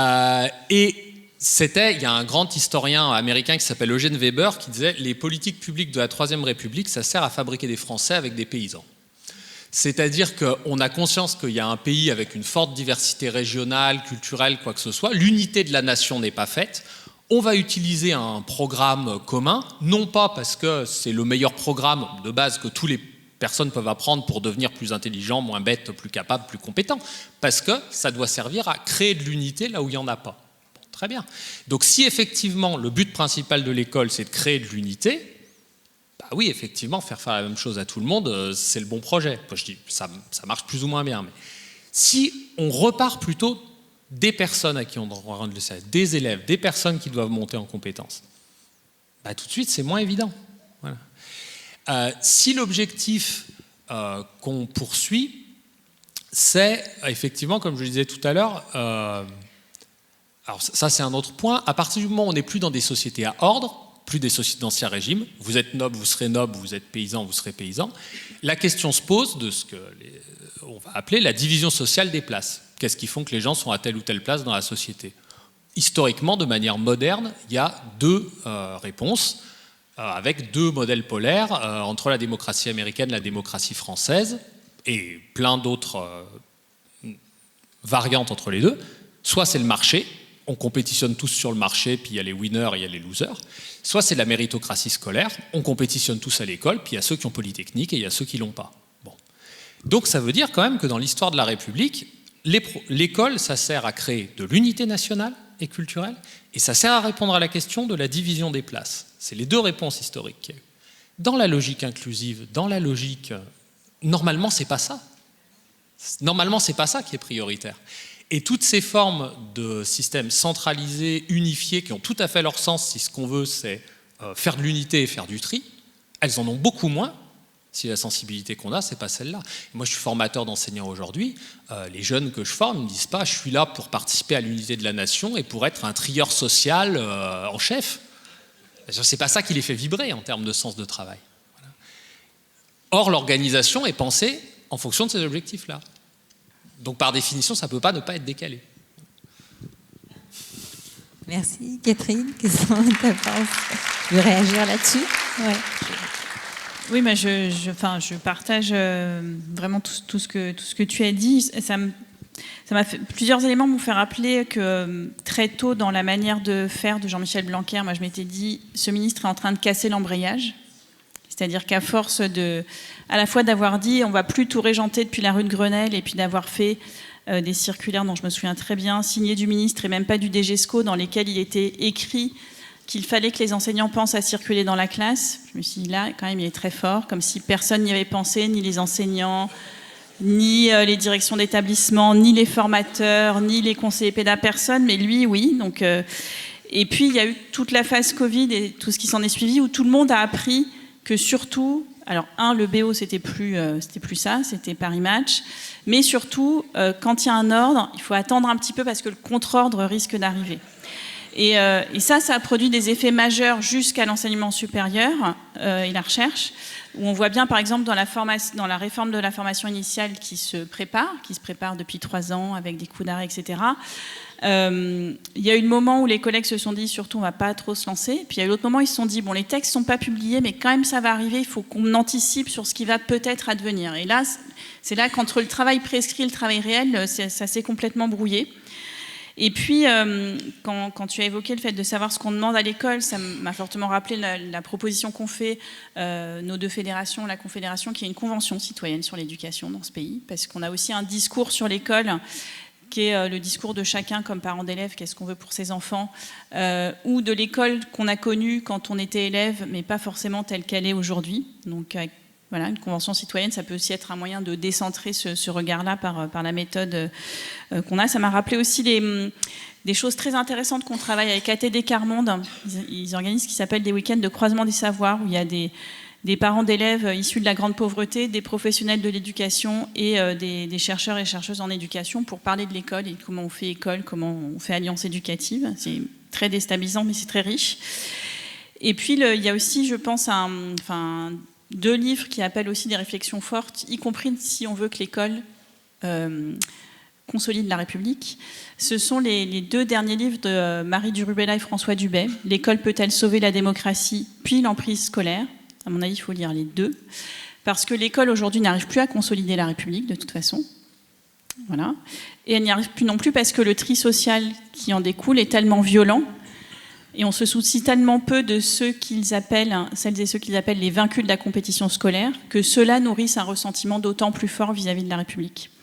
Et donc même cet objectif de consolider la République, c'est pas comme ça qu'il marche. Et puis peut-être que, là aussi, dans une logique sédétiste d'émancipation des individus, mais qui n'est pas une émancipation individuelle, c'est une émancipation, on est conscient de ce que dans notre individualité, on doit au collectif et aux structures collectives. Et si on veut que le système éducatif et de formation contribue à permettre à un enfant qui rentre aujourd'hui à l'école maternelle, puisqu'elle s'appelle encore comme ça, à 2 ou 3 ans, d'avoir du pouvoir d'agir plus tard, parce que le monde de demain, c'est aux jeunes qu'il appartient, pas à nous, parce qu'on est un peu vieux tous, je me mets dedans. Mais de quoi ont-ils besoin ? Qu'est-ce qu'il faut qu'un enfant qui a aujourd'hui 2 ou 3 ans apprenne pendant sa scolarité pour pouvoir être acteur demain ? Il a besoin d'esprit critique. Nos programmes surchargés ne nous permettent plus suffisamment d'enseigner l'esprit critique. Moi, je suis frappée du nombre de collègues qui disent le détour épistémologique, on s'assied dessus, en fait. On enseigne les connaissances comme si c'était des croyances. Du coup, là, l'esprit critique, c'est mort. Moi, je me souviens d'une élève qui avait des très bons résultats au lycée, puis après le bac, elle nous a dit non, mais dans les copies, je mets ce que vous attendez pour me mettre des bonnes notes, mais je pense que le monde est régi par les Illuminati. Bon. Alors désolée, elle avait eu des très bonnes notes en philo, en histoire géo, en SES. Moi, je suis prof de SES. On était quand même bien mal en point après ce petit échange après le bac.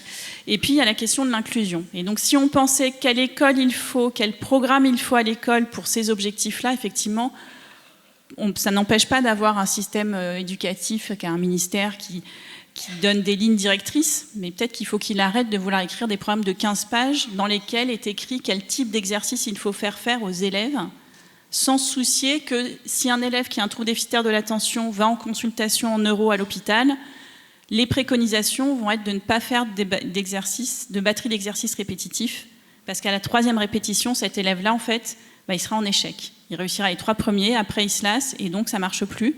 Et pourtant, dans les derniers programmes, alors on a réussi à faire retirer des choses, mais on en reprenait une grosse louche de préconisations qui sont parfaitement contradictoires avec ce dont ont besoin au moins 10% de nos élèves.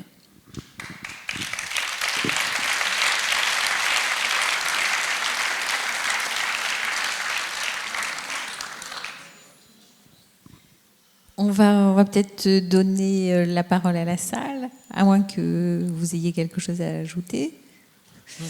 Non ? Peut-être, oui. En 2 minutes, ça veut dire que pour des raisons historiques, encore une fois, et Jean-Michel Blanquer a été cité, ça illustre bien ce courant en philosophie politique. Il y a un courant en pensée politique, il y a différents courants républicains, mais il y a un courant républicain en particulier qui est assez fort en France et qu'on peut rattacher à ça, et qui, d'une certaine manière, a... Je simplifie énormément, on peut rentrer dans le détail, mais au moment de la Troisième République, c'est dit que pour battre l'Église sur son propre terrain, il fallait copier sa structure.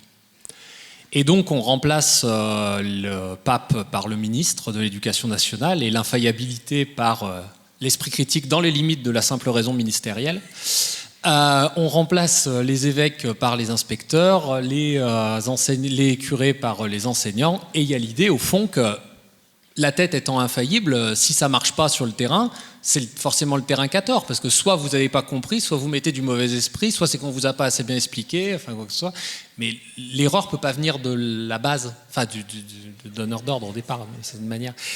Et cette idée-là, l'idée que la République fait l'école fait la République, que les grands hommes d'État de la République sont l'avant-garde éclairée, qui ont nécessairement raison, et que si tout le monde trouve qu'ils ont tort, c'est qu'ils ont raison d'avoir tort, et que c'est les autres qui ne sont pas encore assez éclairés et qu'un jour ils vont comprendre, c'est quelque chose d'extrêmement structurant. Voilà, de manière historique depuis 150 ans, au-delà du nom propre de tel ou tel ministre. Donc on n'en sort pas comme ça, parce que c'est une longue page d'histoire. Voilà. Merci beaucoup.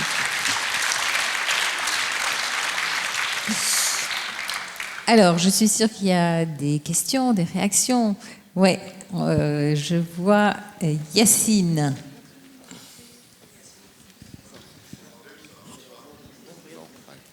Vas-y, Yacine. Une petite question, est-ce que la façon de chefer, donc j'ai entendu le mot manager, est-ce que c'est la façon de faire chef? Alors, dans le public, on fait chef d'une certaine façon, dans l'enseignement privé d'une autre, puisque effectivement les prérogatives ne sont pas les mêmes.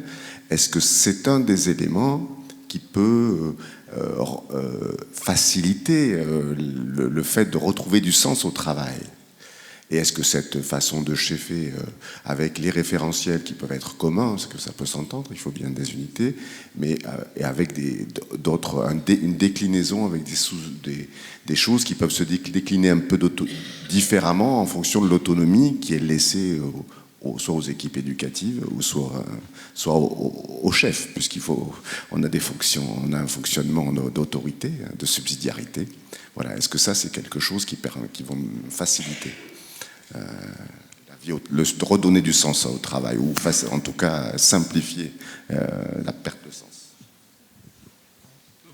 Peut-être, je peux me permettre, comme je l'évoquais tout à l'heure, moi j'ai beaucoup travaillé et écrit sur la notion d'autorité, et en fait, alors oui, déjà pour répondre à votre question clairement, bien sûr, il y a deux caractéristiques importantes des enjeux d'autorité et de pouvoir dans la modernité, la démocratie, enfin notre époque par rapport à celle d'avant. Rapidement, le pouvoir, c'est quand la loi nous donne la possibilité de contraindre quelqu'un à faire quelque chose, qu'il veuille ou pas. Les gendarmes vous disent de vous arrêter, ils peuvent vous le dire gentiment, mais si vous vous arrêtez pas, ils vont vous le dire méchamment, puis parce que c'est la loi, ils vont vous arrêter quand même. L'autorité, c'est des propositions d'influence que vous êtes libre d'accepter ou pas. On vous dit mangez, bougez, si vous ne mangez pas des fruits et légumes que vous ne bougez pas, on ne va pas venir vous arrêter. Votre meilleur ami voit que vous n'allez pas bien, il dit parle-moi, il ne va pas vous mettre des baffes pour vous faire avouer si vous ne parlez pas. Voilà. Historiquement, les positions d'autorité et de pouvoir, c'est les mêmes. Prenez un sénateur romain, il a à la fois le pouvoir dans certains registres, l'autorité dans d'autres registres. Aujourd'hui, les positions d'autorité et de pouvoir, elles ont tendance à, dans un grand nombre de cas, à se séparer. On parlait de la transition climatique. Greta Thunberg n'a aucun pouvoir. Et elle a eu beaucoup d'autorité, parce qu'elle a fait des propositions qui ont eu de l'influence sur beaucoup de gens. Un ministre de l'Environnement a du pouvoir. Mais s'il n'est plus ministre, surtout s'il est connu chez lui aux heures des repas et encore, il n'a plus aucune influence sur personne.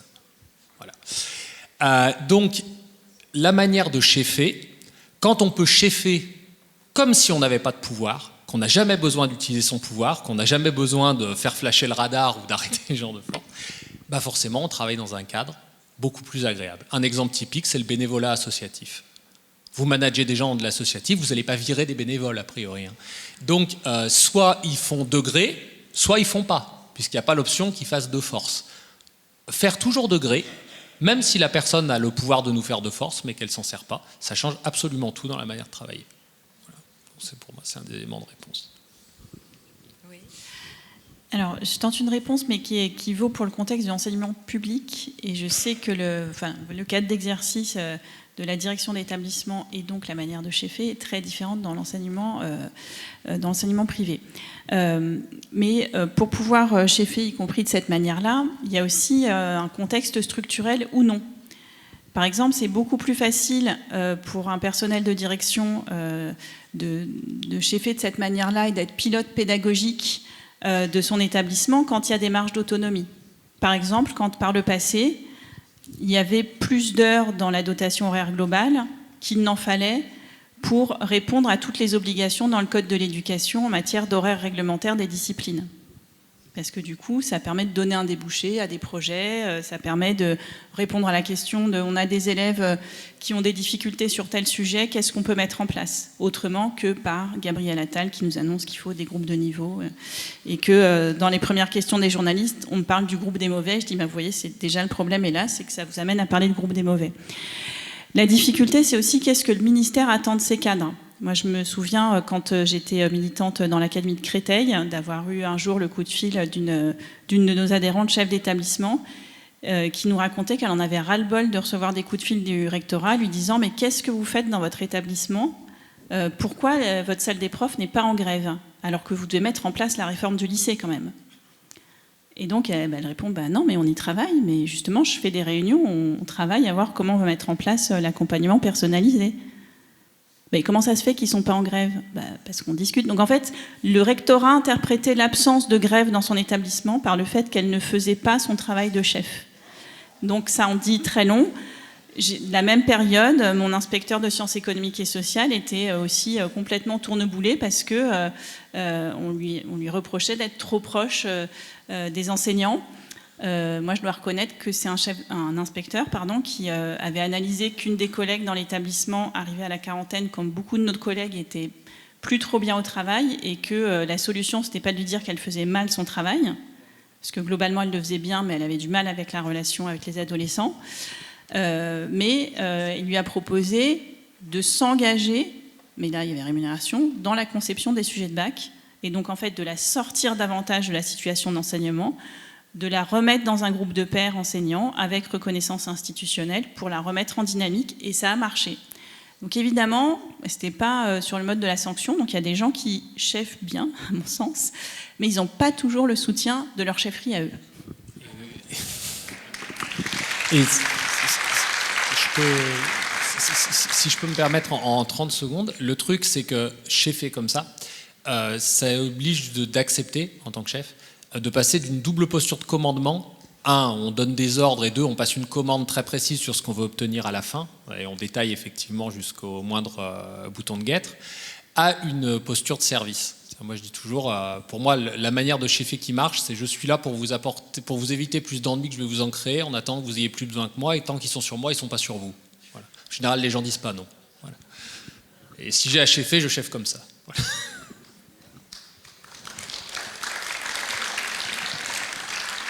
Juste rapidement, c'est une question vraiment très intéressante, mais juste dire en fait qu'il me semble qu'on ne sort pas, quand on pose la question de l'autorité et du pouvoir, ce qui m'étonne le plus, et dans mes enquêtes je remarque beaucoup ça, c'est qu'on ne sort pas de la personnalisation. En fait. On tend à penser qu'un chef et l'autorité, la question de la légitimité du chef, ce sont des questions qui sont seulement voilà, un produit. Quand on parle du charisme, c'est le cas, la banalisation du terme charisme parle justement de cela.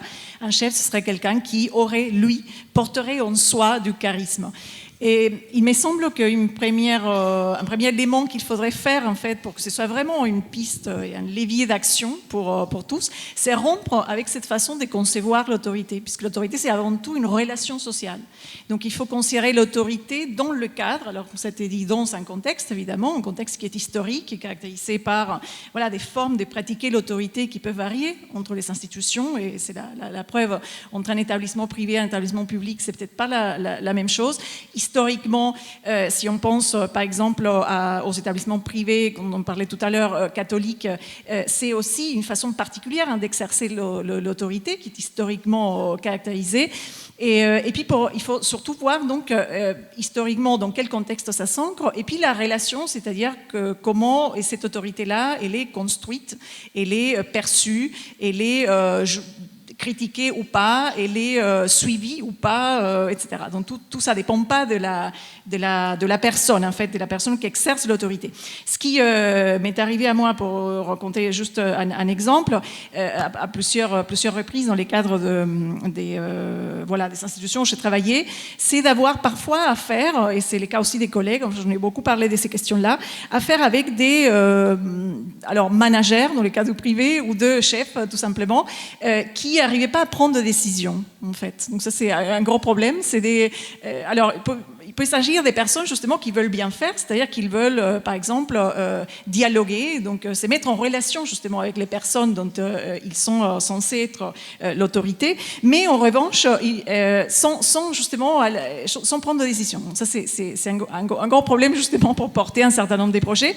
C'est la contrepartie en fait du caractère peut-être démocratique de la chose, qui est très intéressant, et qui est justement le fait les pouvoirs, c'est pas quelque chose qui s'impose seulement, c'est quelque chose qui se légitime, et parfois les pouvoirs viennent justement d'en bas, et les propositions viennent d'en bas, viennent des collègues, et c'est à partir de ces propositions-là qu'on peut les porter, on peut faire quelque chose, on peut vraiment agir réellement.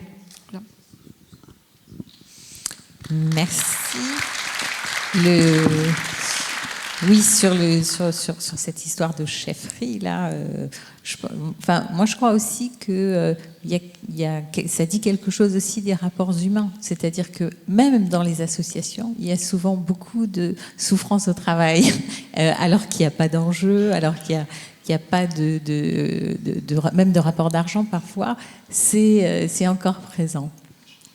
Alors, est-ce que quelqu'un d'autre veut... Oui, d'autres questions? Alors bonjour. Tu peux te présenter? Ah oui, Pierre-Louis Cavazin, professeur d'histoire, donc jeune syndiqué. Voilà, bon, je sais qu'on est quelques-uns quand même dans la salle. Hein. Je ne suis pas tout seul jeune. Déjà, je vous remercie pour votre intervention. Voilà. Elles étaient toutes très éclairantes. Alors c'est peut-être une question de jeunes qui se veut un peu révolutionnaire, à re-questionner toujours le système. Mais là, j'ai l'impression que dans vos interventions, on assiste à une crise de système, en fait, de modèle éducatif. Et donc, je me demandais, est-ce qu'il y a en fait d'autres modèles à trouver, notamment en comparant à l'étranger, ou parce que je sais qu'il y avait Lausanne, donc en Suisse, est-ce que le modèle suisse serait plus intéressant? Les innombrables modèles suisses, en fonction des cantons. Voilà, donc il y aurait peut-être quelque chose... se détacher la centralité parisienne. Voilà. Bon. Je ne sais pas s'il y a d'autres modèles à trouver, ou si on peut trouver un autre modèle en prenant dans plein d'autres modèles pour trouver un modèle nouveau. Mais je sais qu'il faudrait quand même tout changer, toute la donne. Et est-ce que les professeurs n'auraient pas un rôle à jouer aussi là-dessus? Je sais que dans l'histoire, il y a eu cette idée de centralité ouvrière où justement on avait peur de cette classe ouvrière qui faisait poids. Est-ce que les professeurs ne pourraient pas faire aussi poids pour aussi changer en fait, ce système éducatif qui est en perte de vitesse, quoi. Enfin, notre système français en tout cas. Voilà. Merci pour ta question. Qui veut répondre? Oui, Catherine. Alors déjà, je vais répondre rapidement sur Jeanne, parce que j'ai fait un peu de provoque. Tout à l'heure, c'était aussi pour... En fait, on est quand même tous des professionnels. Et là, je parlais du pouvoir d'agir des jeunes qu'on forme sur le monde de demain. Et on est quand même tous plus vieux. Puis moi, je me mettais dedans, dans les vieux, très clairement. Sur la question que tu poses, elle est à deux niveaux. Il y a effectivement s'organiser collectivement. Et le rôle du syndicalisme, il en fait partie. Et je pense que dans notre travail syndical, il faut à la fois qu'on pense le travail, mais on voit bien que si le travail il est en tension aujourd'hui, c'est aussi en lien avec ce que tu évoquais sous le terme de crise du modèle éducatif, puisqu'on a dit qu'un des éléments de difficultés vécues au travail est lié à la perte de sens. Et le sens de notre travail, il est forcément très lié à l'objectif que la société assigne ou reconnaît au système éducatif. Et je dirais aussi au rôle que les parents d'élèves, que les élèves, les étudiants veulent faire jouer au système éducatif. Là où ça complique un peu les choses, c'est que du coup, il faut que nous, on agisse, qu'on porte des choses collectivement sur notre travail, sur le système éducatif, sur la société dont on pense qu'il faut que le système éducatif ait une contribution à sa construction et son émergence. Mais là, il y a débat. Il y a débat fort dans notre société, parce qu'en fait... il y a une bonne partie de la population, par exemple, quand nous, on défend la mixité sociale, n'en veut pas. François Dubé et Marie Durubella, mais avant eux aussi Agnès Van Zanten, ont bien documenté la demande d'inégalité, en fait. Il y a une partie de la population qui n'a absolument pas envie que ses enfants soient scolarisés avec des enfants de milieu social moins favorisés, parce qu'elle estime qu'ils vont y perdre. Et même quand on a des études scientifiques qui montrent que le développement de la mixité sociale ne nuit pas aux élèves les plus performants, en termes de résultats scolaires, voire parfois un enfant très performant dans un établissement scolaire qui l'est un peu moins, aujourd'hui avec le fonctionnement de Parcoursup, c'est peut-être une bonne option en fait, mais ça les gens ne l'ont pas encore compris. Mais il y a une demande d'inégalité. Donc comment est-ce qu'on déconstruit cette demande d'inégalité ? Va falloir aller au débat, à une réflexion collective sur la société qu'on veut, sur faire prendre conscience que, à force de mettre des gens de côté, à force de faire des mondes séparés, c'est peut-être pas totalement étranger à la montée des tensions dans notre société. Voilà. Et du coup, c'est des questions très profondes, mais c'est aussi ça qui nous a amené à considérer qu'une convention citoyenne, c'était un moyen d'amener à se décentrer sur son rapport au système éducatif. Et puis, il me semble que dans notre société, il y a aussi... Là, il y a quand même plusieurs études qui le montrent. On fait partie des sociétés dans lesquelles le lien entre le dernier diplôme de formation initiale et l'ensemble de la carrière professionnelle est le plus fort. Et on est un des pays dans lesquels la formation tout au long de la vie reste quand même ras des pâquerettes et où malgré tout, malgré toutes les politiques conduites, la formation continue va d'abord massivement à celles et ceux qui ont le plus haut diplôme de formation initiale. Tant qu'on ne sort pas de ça, c'est compliqué parce qu'on met une tension vraiment très forte sur l'école, qui met une pression sur les enseignants, qui met une pression sur les élèves, qui met une pression sur les familles. Et donc ça alimente cette machine à quelle décision dois-je prendre pour garantir à mon enfant les meilleures solutions, le meilleur diplôme de fin de formation initiale pour qu'il ait la meilleure vie plus tard. Qui peut condamner ça ? Enfin, qui peut dire à un parent d'élève « non mais tu peux t'asseoir là-dessus » Personne en fait. Et donc, tant que ce lien-là n'est pas desserré, c'est compliqué. Et en même temps, vu le niveau auquel on est arrivé, le jour où on va desserrer ce lien dans notre pays, moi je pense que c'est indispensable parce que ça crée des tensions et puis on a quand même de plus en plus d'études sur le fait que les vaincus de la compétition scolaire alimentent l'abstention ou les votes extrémistes. Voilà. Et on est quand même dans un moment démocratique particulier dans notre pays, donc ne pas regarder ça, c'est quand même juste dangereux. Mais le jour où on dessert ce lien, ça veut dire que nous, en tant que professionnels, on va perdre un pouvoir énorme. Qui n'a pas déjà été tenté ou qui n'a pas déjà vu des collègues dire si tu ne travailles pas dans ma classe, demain tu auras un métier avec des mauvaises conditions de travail, tu ne seras pas bien payé, etc. Ça, on pourra plus le faire. Il faudra qu'on apprenne, et tant mieux, moi je pense tant mieux, franchement, parce que si c'est ça la manière d'exercer une autorité, c'est une mauvaise autorité, c'est un pouvoir délétère et qui humilie, qui détruit l'estime de soi, et voilà. Mais il faudra qu'on apprenne autre chose, qu'on apprenne collectivement, là je veux dire, mais ça suppose qu'on soit capable de se remettre en question, qu'on visualise que notre métier, c'est de donner aux élèves, aux étudiants, des moyens de continuer à apprendre plus tard. D'avoir envie de revenir dans un système de formation qui soit scolaire ou non scolaire. Ça suppose d'accepter des mixités de public dans certains établissements, etc. Moi, je pense que c'est indispensable dans notre société. Mais il faut reconnaître qu'on en est très très loin et que je pense que notre organisation syndicale, par sa force, a déjà des éléments de cet ordre-là dont sont revendicatifs et va continuer d'y travailler, et qu'on peut le porter fortement. Mais c'est une bataille idéologique quand même. Il faut être au clair. Dans l'enseignement, dans le post-bac, aujourd'hui, on dépense 4 fois plus pour un étudiant en classe préparatoire aux grandes écoles que pour un étudiant en licence. Et aujourd'hui, on ne donne pas forcément plus aux universités qui accueillent massivement des étudiants boursiers ou des étudiants qui sont les premiers dans leur famille à faire des études supérieures. Or, c'est pas pareil d'accompagner des étudiants qui ont déjà tous les codes de l'université que d'accompagner des étudiants qui n'ont pas les codes, qui n'auront pas le soutien dans leur famille, qui ne sont pas assidus depuis la prime enfance à la fréquentation de bibliothèques, par exemple. Et ça, pour le moment, c'est pas regardé. Nous, on le revendique dans notre fédération, qu'il y a une dotation aux universités qui tiennent compte de ça. Ce serait majeur pour les Outre-mer, par exemple, mais aussi dans pas mal d'universités qui sont dans les banlieues des métropoles. Bon, pour le moment, on en est très loin. On essaie d'expliquer au ministère que c'est même contradictoire avec l'objectif d'attirer dans les métiers de l'éducation et de l'enseignement des jeunes étudiants issus de milieux populaires, parce que si on ne leur donne pas les moyens de réussir les premières années d'université, c'est un peu compliqué ensuite. Mais ça, c'est un sujet, à mon avis, majeur à penser syndicalement et à penser aussi en termes d'impact sur le travail.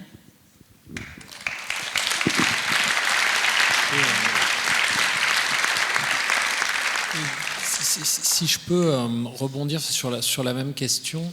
Alors, vous avez employé le terme révolutionnaire. Il me semble, alors on pourrait parler longtemps, mais que la différence entre la logique révolutionnaire et la logique réformiste, c'est que dans la logique révolutionnaire, on commence par dire techniquement tout peut bouger, ça peut être la table rase, ça peut être tout cassé.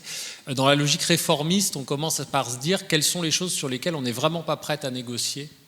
Et en fonction de ça, les choses essentielles, vraiment voilà, ce qui nous donne l'aiguille morale, éthique, ce qu'on veut de notre action, et on voit ce qu'on peut bouger là-dessus.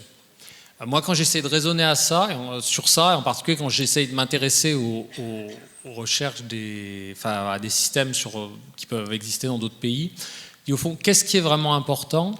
De mon point de vue, vraiment la dimension importante, c'est l'idée d'inclusion, justement, mais pas seulement au sens des personnes porteuses de handicap ou quoi que ce soit, l'idée qu'on soit riche ou puissant, porteur de handicap ou pas, de tel ou tel quartier, on puisse avoir accès à une éducation de qualité. Et qu'après, la question de comment c'est organisé, tout peut se négocier du moment que ça rend ce service-là à la fin. Voilà. Moi, je suis agnostique sur l'organisation. Du moment que ça rend ce service-là à la fin, tout me va. Voilà. Un modèle auquel je me suis intéressé dans ce domaine-là, c'est le modèle suédois, où eux, en fait, ils ont essayé de penser la chose à l'inverse. C'est-à-dire cette idée de l'agir stratégique, tout parent veut les meilleures études pour ses enfants, on considère que c'est normal, que tout le monde va le faire, et que le problème, c'est si certains ont les moyens de le faire et d'autres non. Comment on peut le résoudre ? Soit on crée une société sans inégalité, pour demain matin c'est compliqué, soit on crée un système qui donne les moyens à toutes les personnes de jouer ce jeu-là. Qu'est-ce que ça a donné ? Ça a donné que l'éducation est gratuite du point de vue des familles, il n'y a pas à faire un chèque pour envoyer ses enfants à l'école. Par contre, le métier d'enseignant, du coup, est plutôt conçu, un peu comme est conçue en France la médecine libérale. C'est-à-dire, vous êtes médecin, vous pouvez vous installer, vous avez votre cabinet, vous faites 30 patients par jour, vous gagnez plus que si vous en faites 15. Mais par contre, les patients ne sortent pas l'argent, entre guillemets, de leur poche, mais de leur carte vitale. C'est-à-dire, il y a à la fois un système de justice redistributive, que vous soyez riche ou pauvre, vous pouvez être soigné. Alors après, on est bien d'accord qu'il y a 1000 nuances sur la qualité, enfin bon, bref. Mais le principe, en tout cas, est celui-là. Et l'idée est que peu importe la manière dont le service est rendu, que le métier soit du fonctionnariat ou de la profession libérale ou de l'entreprise privée ou quoi que ce soit, du moment que ça ne coûte rien aux familles et que le service est bien rendu. De la même façon que la médecine libérale ou le fait qu'avocat soit une profession libérale n'empêche pas l'existence de la sécurité sociale ou du droit de tout justiciable à être défendu. Voilà. Une des conséquences que ça a, c'est que du coup, on passe le diplôme d'enseignant comme on passe un diplôme d'avocat ou un diplôme de pharmacien ou un diplôme de médecin. Et ensuite, on peut choisir de s'associer en école Montessori, en école Freinet, en école avec numérique, en école sans numérique, en école dehors, en école à 15, 10, 30, avec une cantine bio ou pas, enfin bon voilà. Et les personnes peuvent choisir de venir ou pas dans cette école. Donc le choix est du côté des familles, mais pas la dépense. Et ce qui se passe, c'est que le montant de ce que coûte la scolarité est reversé par l'État à l'école, si vous choisissez cette école-là, tout comme le médecin qui voit plus de patients qui paye avec la carte vitale gagne plus que celui qui en voit moins. Et du coup, l'idée qu'il y a derrière ça, c'est de donner davantage d'autonomie aux équipes, en particulier pour s'associer en équipes qui ont choisi de travailler ensemble, qui sont là parce qu'elles ont choisi de monter une école ensemble et pas parce que le mouvement les a affectées à tel endroit, par exemple. Qu'il y a aussi une idée... Alors, il faut assumer, hein, ça fait du coup une idée de compétition entre les écoles d'un village, mais de compétition qui ne se joue pas entre les écoles très chères où on va pouvoir acheter sa ségrégation sociale en fonction du goût d'inégalité, comme a été dit, contre les gens qui vont aller là parce qu'ils n'ont pas le choix et qu'ils n'ont pas soit le relationnel, soit l'argent, soit les deux, pour échapper à la condition commune. Voilà. Donc ça ne veut pas dire que c'est une solution miracle, ça veut dire que, me semble-t-il, quand on réfléchit à ça, la question c'est sur quoi on est prêt à transiger ou pas. Moi, si on se dit simplement l'éducation est un marché comme les autres et il y a ceux qui pourront se la payer ou pas, ça ne me va pas comme prémisse de départ. À titre personnel, à partir du moment où on se dit du point de vue du service rendu, on va pouvoir être inclusif, encore une fois, moi je suis agnostique et pragmatique sur la manière dont ça peut s'organiser derrière. Dernière micro-remarque sur ce que disait ma collègue. En 2016, alors vous allez vous dire ça n'a rien à voir, mais quand je vais faire le lien avec ce qu'elle a dit, ça va marcher. Il y a un photographe américain qui s'appelle Chris Arnad qui a fait la tournée des lieux de sociabilité, restos, bars, quoi que ce soit, au moment de la campagne présidentielle de 2016 pour faire un reportage photo qui s'est appelé au final Divided by Meaning, divisé par le savoir. et où c'est considéré comme un signe avant-coureur chez un photographe, mais les recherches en sciences humaines et sociales ont montré ça ensuite, qu'aujourd'hui le meilleur critère prédictif du vote, c'est pas le niveau de revenu, c'est le niveau de diplôme. Si vous savez le niveau de diplôme des gens, vous pouvez savoir de manière polarisée où est-ce qu'ils votent. Donc cette question de la division idéologique par la division du niveau de diplôme, c'est pas un petit sujet.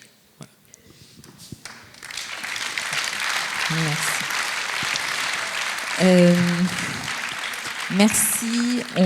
On va s'arrêter là. C'est un débat vraiment passionnant. On a appris plein de choses. Et puis, on se rend compte qu'on a beaucoup à faire. En fait, je vais remercier mes invités vraiment, Catherine, Marie-Celle, Camille. Merci et merci à vous. Et à bientôt.